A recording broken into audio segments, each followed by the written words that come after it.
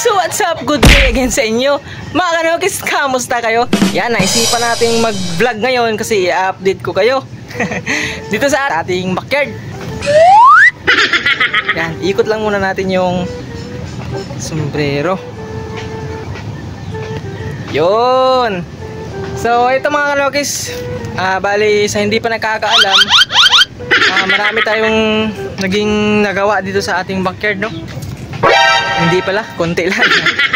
Yan, nakapag-set up tayo ng galvanized na 3x3. So, bali yung layout niya, meron tayong nagawang 4, pero wala pa tayong na-order na kulang pa yung ating galvanized. Bali 3 pa mga kanokis. Ayan o, 3. So, yung mga sisiw naman natin na inaalagaan ay andito, malalaki na. Ayan sila oh. Parang kailan lang mga kanokis. Ito na yung mga anak na to sa Jugod Gray ng Hap and Sons Game Farm. Bali yung loading natin nasisircle.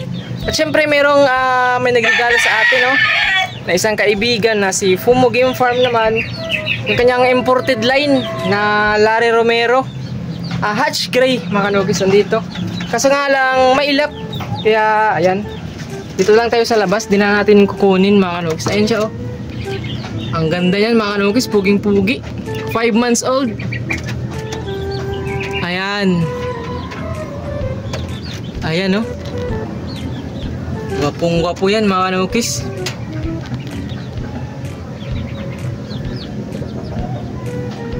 At syempre ipapakita ko sa inyo yung mga manok natin ngayon.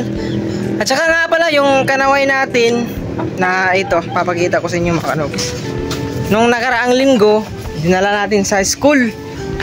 Ayan, naka-isa tayo mga kanokis. Ito siya Pinaris agad natin sa Hap and Sons Jugod Gray naman. Ayan, pugi yan mga kanokis, yung ating kanawayon.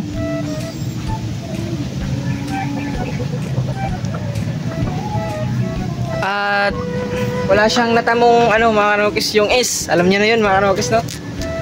So andito, meron na silang isang itlog. Ayan, ayan, nakaitlog na sila. So tsaka pala ang nilagay natin dito sa ating breeding pen ay yung wood sheaving. Yan yung flooring nila, smooth na smooth lang, apakan.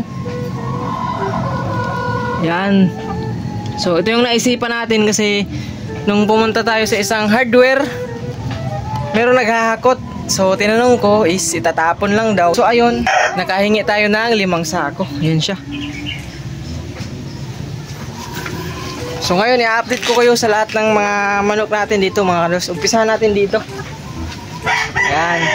So ito yung ating Canadum. So yan, papasilip ko sa inyo mga kanokis. Ayan siya, 10 months old yan mga kanokis. 10 months old. Yan, guwapings nanokis, guwapings. So dito naman sa katabi niyang breeding pen, dito yung ating 5K sweater na inahin. So nag-itlog na rin to. Meron isang itlog. Ayan siya Ayan, guwapings na guwapings mga kanokis Gandang ganda sa sarili. Tsaka nagandahan din talaga tayo dito sa nilagay nating wood sheaving na apakan nila, flooring. Yan smooth na smooth lang. So dito naman sa tabi, andito yung ating ayan sila. Tapos dun sa tabi, may nag-iitlog na inahin, yung ating kanawayon. So mamaya na natin i-istorbohin. Dito sa isang natin keepingan, andito yung white kilso natin na kaparis ng 5K sweater natin na inahin. So di ko sila pinagsama kasi agresibo to mga kanokis, no? Talagang di niya pinagpapahinga yung ating inahin. Talagang hinahabol niya mga kanokis, no? So andito, papasilip natin. Ayan, ito yung ating white kilso mga kanokis. Ayan, tisoy na tisoy yan mga kanokis, white kilso. Ito yung paris ng ating 5K sweater. Ayan, may kapatid to. So papakita ko sa inyo. Ayan yung ating white kilso. At ito yung pinaris natin, 5K sweater. Ayan Ayan. At syempre meron tayo dito Kanawayan hatch na naka-cord. Ito naman yung pinaris natin dito sa ating inahin na nag-iitlog. So silipin na lang natin, papakita ko na lang sa inyo mga kanokis. Ayan, flooring with wood shaving. Tapos andito yung ating inahin, no? Yun, no? Kanawayon, ang ganda. Gandang ganda sa sarili mga kanokis. Ayan siya. 4 na ang itlog niyan. Tapos yung pairing natin is kanaway to kanaway. So andun, yung nando doon na kapatid. Ayun, so puntahan natin ngayon mga kanokis. Ayun yung ating 3x3x3 na galvanize. Unahin natin dito yung ating 1X na pumpkin black. Ayan. Ito yung ating 1X na pumpkin black mga kanokis. So andito yung kapatid ng puti natin. Yan. Puging-puging. Yung flooring naman dito sa labas, buhangin, yung pino, yung pang finishing. Nang sa ganon, hindi masakit sa kanilang paa. Para smooth na smooth lang yung apakan ng ating mga nokis na. Ayan siya, oh. White kelso. Nakakross pala sa Kalihatch Doom. Yan. Dito naman sa kabila, andito yung ating pumpkin na raptor. Yan, Hap & Sons GF line din to mga nokis, no? Ang nanay nito from Hap & Sons, raptor roundhead, then yung tatay pumpkin. Kaya ito yung kinalabasan. Ayan. Pumpkin. Yan siya, oh. Guwapings. At syempre dito sa tabi niya is yung kanyang kapatid naman na sumunod lang. Ayan, parehas lang sila ng nanay, raptor roundhead. Tapos magkaiba na sila ng tatay. Ang tatay nito is yung back to mama na natin, oh, na raptor roundhead din, pula. Back to mama, bali. Ang tatay nito, anak lang din ng nanay niya. Ayan, anong tawag doon mga kanokis? So naka 1X na din yun, andun sa tropa natin. Naka 1X na raptor roundhead mga kanokis, magkapatid sila nito. Ayan, oh. Ayan yung ating nokis. Ayan, oh, guwapings na guwapings. At ito, dalawa yung kanilang ano, patukaan. Dito yung patuka, dito yung tubig. And magkahiwalay. Patuka, tubig, patuka, tubig. At syempre, andito yung ating, yan, yung kanawayan natin mga kanoks na straight comb na napungusan na natin. Ayan siya, oh. Yan.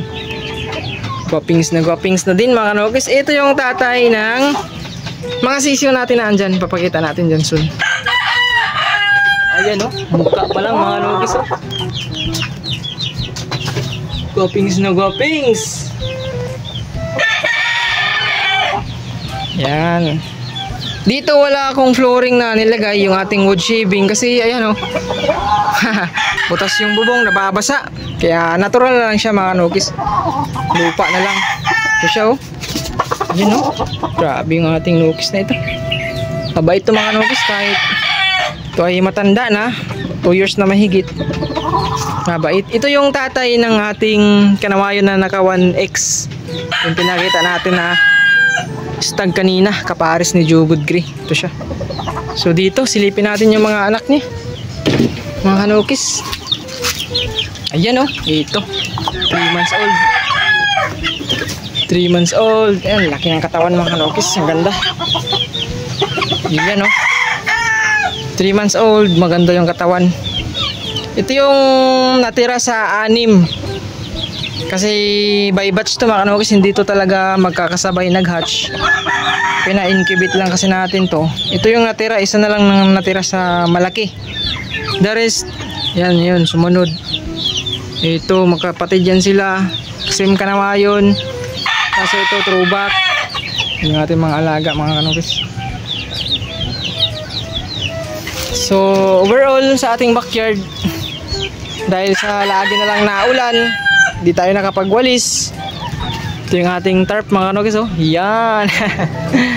Ito yung ating mga 3x3. So diretso yan dun, hanggang dun, hanggang dito. Aalisin natin yung bakal na kulungan, uusog natin doon. So hanggang dito yung ating galvanized na 3x3.